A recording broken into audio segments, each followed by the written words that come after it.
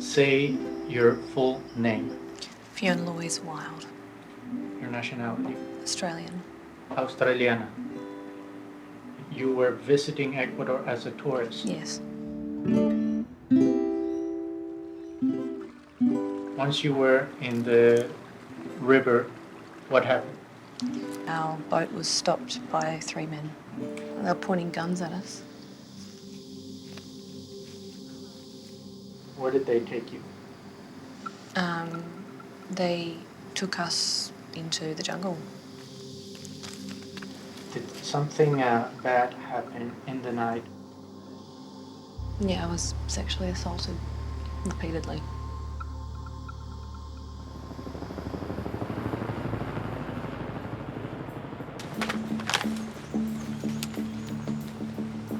Eight months after Fiona Wild was kidnapped and raped in the Amazon jungle, she's returned and is risking her life one more time.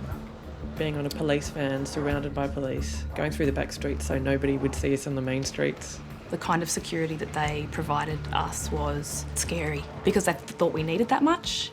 Yeah, that scared me a lot. Fiona is on her way to court to identify one of the gang accused in her brutal kidnapping. Police believe he's part of the ruthless drug gang known as the Black Eagles. They've put a bounty on her head. They don't want her to testify. Going to the tribunal on the bus with our police escort, it was the hardest thing I'd done at that point since being kidnapped. That whole fight-flight was coming out. I wasn't running, but it was just, I was, again, going it head-on, and I was ready for a fight.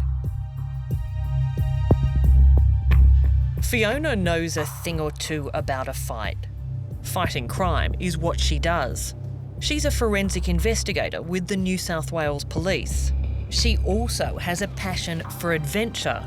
That began a long time ago as the youngest of 4 children. Tell me what you were like as a kid. I think I wasn't a brat, but I seemed to get myself into a lot of trouble all the time. I think I was just, an outdoorsy kid and liked my animals and not my dolls. You're a very Lego. adventurous soul. Yeah, probably, I guess. Yeah, I liked being in nature. What drew you to go on your trip to Ecuador? I had recently gone through a divorce, and it was the first time where I was going to be independent woman and I'm going to go out and have a holiday of a lifetime. It's just so small and so spectacular to be able to experience a bit of the Amazon and then a bit of diving with some baby seals on an island in the Galapagos. I mean, I can't imagine who wouldn't want to do that. Everything went well to start with? Yeah, well, I think it was in the afternoon we arrived in Ecuador. We flew into Quito.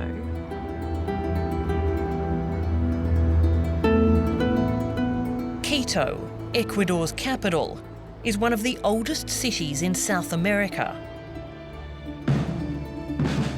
Once a week at the presidential palace, there's the changing of the guard. The traditional costumes draw the tourists, but you don't need to look far to find the real deal. Ecuador is a thoroughfare for some of South America's most ruthless crime gangs and narco-terrorists. Money laundering, drug trafficking, weapons trafficking, even human trafficking. These are known trafficking routes that are controlled by organized crime syndicates, cartels, gangs. When we leave here, this place is basically done for an hour. No one will be Brad Barker runs Halo Corporation, which specialises in counter-terrorism and hostage rescue. He's looking after our safety as we return with Fiona to the jungle near Colombia's border, the place where she was kidnapped. This is one of the last frontiers left on Earth. You can't dial for an emergency here. No one can hear you and no one can respond quickly in an area like this. Coming here, facing her fears in the exact location where this crime took place, this is the first time I've ever heard of anybody even coming close to this. I'm aware that going back there will bring things up and bring up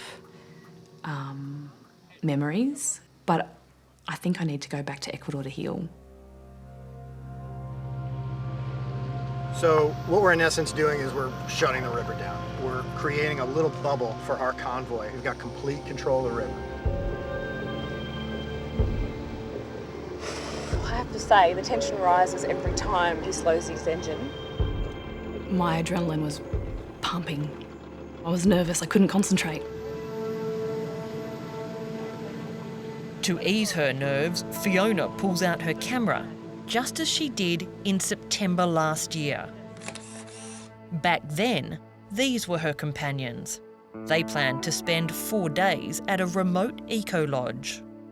I remember feeling so alive and like, oh my God, this is the first leg of this holiday of a lifetime. I'm so excited. What was it like? The sky was blue, beautiful Yeah, day? it was a beautiful sunny day and the water was like, you know, murky brown, but just so warm.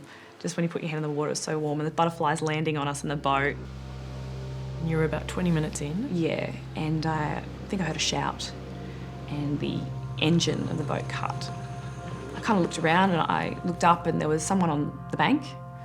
They pointed at the boat pilot and said, "Stop, come here, or I'm going to shoot you." He had no choice but to do what he's told. There's 3 guys. One had the pistol, one had the sawn-off shotgun, and another one had a machete. These kidnappers see boats come by and they go through a process of target selection. They chose this one based on the 3 V's: how visible they were, how valuable they were, and how vulnerable they are. They had guns, they instantly overpowered them, took control, stole all of their stuff, picked some people tactically out of the group, and sent the rest on their way. They grabbed the 2 girls and disappeared into the jungle. 5 of the tourists were let go. Fiona and 28-year-old British accountant Katie Cox were not.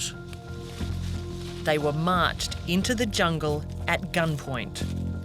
At that point, those thoughts of we're going to be executed started to go through my head a little bit.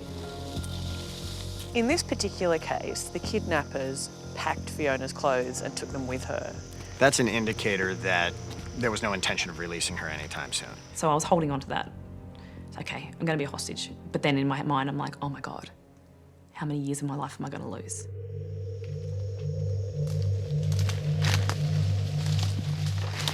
They walked for about 5 hours before making camp. As the sun set, the gang leader grabbed Fiona. He made me get in the tent that he'd built. And like Katie was standing outside and she starts screaming. He just flipped out and like said to me, indicated to me at that point, either I shut her up and do what he wants or he'll slit my throat. And I said, Katie, it's going to be fine. I will be fine. Nothing's going to happen to me. I'll be fine. That's what I said to her. But in my mind right then, I knew exactly what was going to happen and I knew I had to. Just, if I fought, that I'd die. So, and that we both would. So I just did what I had to do. Fiona was raped 6 times by the leader of the gang.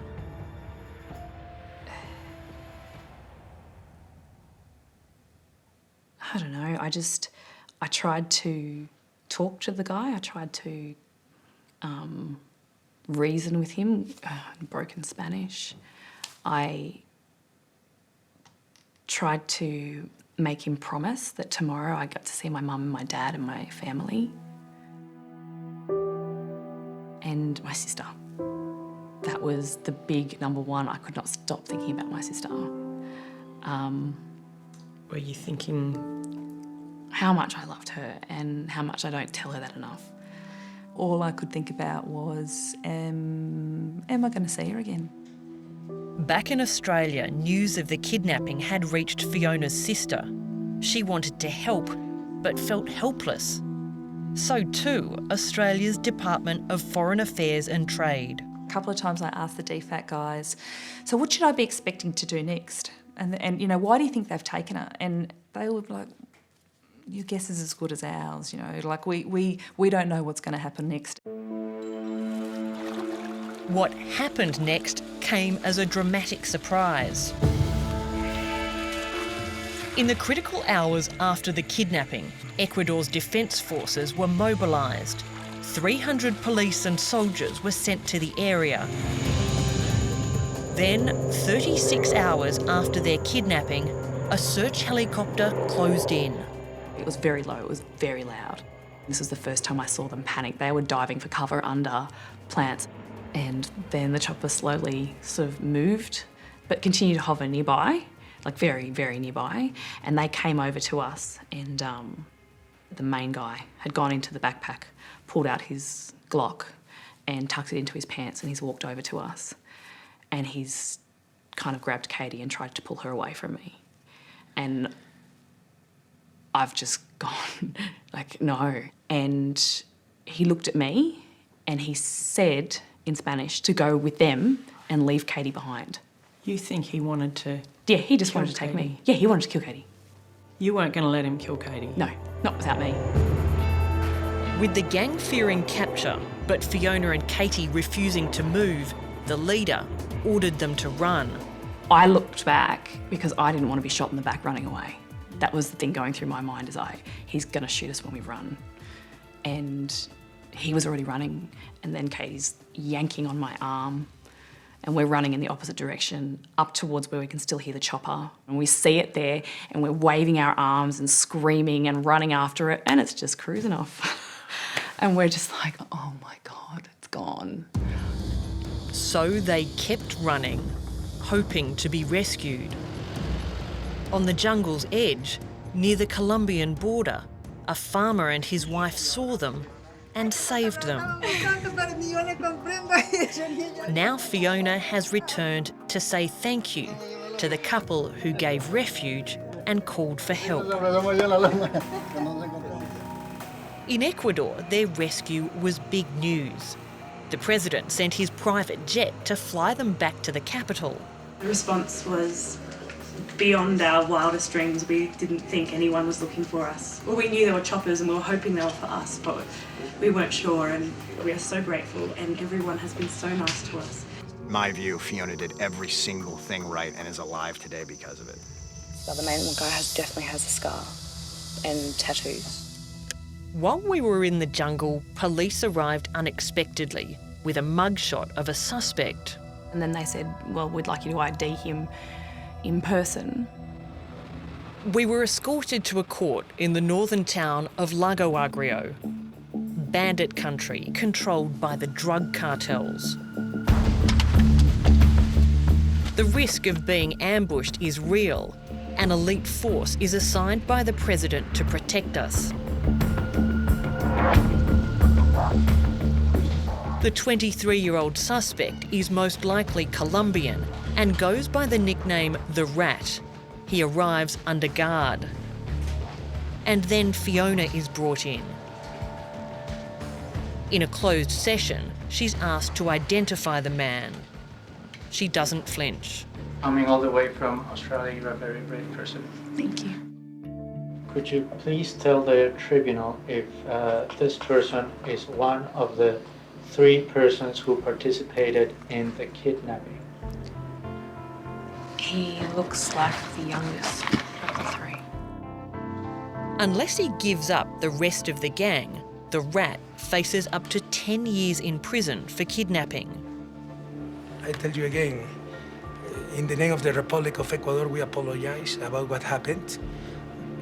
These kind of situations are not usual in our country. Our country is a very safe country. Before she leaves, Fiona's bravery is rewarded. An audience with the president of Ecuador, Rafael Correa. Thank you so much. A great pleasure. Thank you very much. No, thank you. So I feel my sorrow with the words you... After testifying against her kidnapper, Fiona finally got to head off for a few days to Ecuador's Galapagos Islands. A gift from the president. It was the holiday she'd set out on 8 months ago. I remember when it was first suggested to me to go back to Ecuador, I was like, oh, I don't know about that. And then it's like, no, it's an awesome decision. Awesome decision to make. Legs lifted off the ground once. You're not going to let this experience of last year in Ecuador hold you back in your life at all, are you? No. I feel like I should use experiences like this to grow and become a better person, not let it run my life or ruin me.